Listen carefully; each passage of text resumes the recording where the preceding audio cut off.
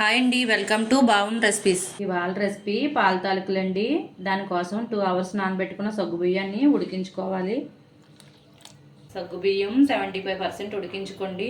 ఒక గ్లాస్ బియ్యం పిండి తీసుకోండి. తాలికలు చప్పగా లేకుండా తీయదనం కోసం కొంచెం బెల్లం వేసుకోండి, కొంచెం సాల్ట్ కలుపుకొని పక్కన పెట్టుకోండి. సగ్గుబియ్యం ఇలా ఉడికితే సరిపోతుందండి. ఇప్పుడు సగ్గుబియ్యం ఉడకబెట్టుకున్న వాటర్ ఉంది కదండి, కొంచెం కొంచెం వేసుకొని కలుపుకోండి.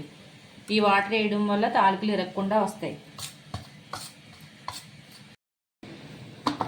ఇలా కలుపుకొని పక్కన పెట్టుకోండి. ఒక గ్లాస్ పిండికి 2 గ్లాసులు బెల్లం తీసుకోండి.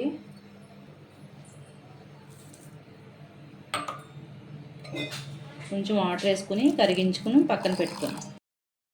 బెల్లం ఇలా కరిగితే సరిపోద్దండి. ఇలా సన్నగా చేసుకోవాలండి తాలికలు. మరీ సన్నగా కాదు, మరీ లావుగా కాకుండా చేసుకోండి. ఇలా రెడీ చేసి పెట్టుకోండి. అన్నీని కొంచెం ముద్ద ఉంచుకోండి. ఇప్పుడు స్టవ్ మీద పాలు పెట్టుకుని మరగబెట్టుకోండి. పాలు మరిగిన తర్వాత తాలికలు వేసుకోండి.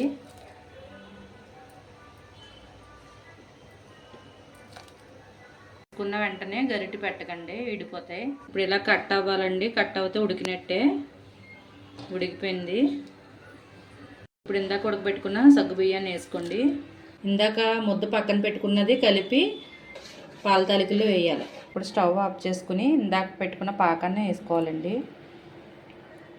జీడిపప్పు వేయించుకోవడానికి నెయ్యి వేసుకోండి. జీడిపప్పును వేయించుకోవాలి. ఈ వీడియో కనుక నచ్చితే లైక్ చేయండి, షేర్ చేయండి. మరిన్ని రెసిపీస్ కోసం సబ్స్క్రైబ్ చేయండి.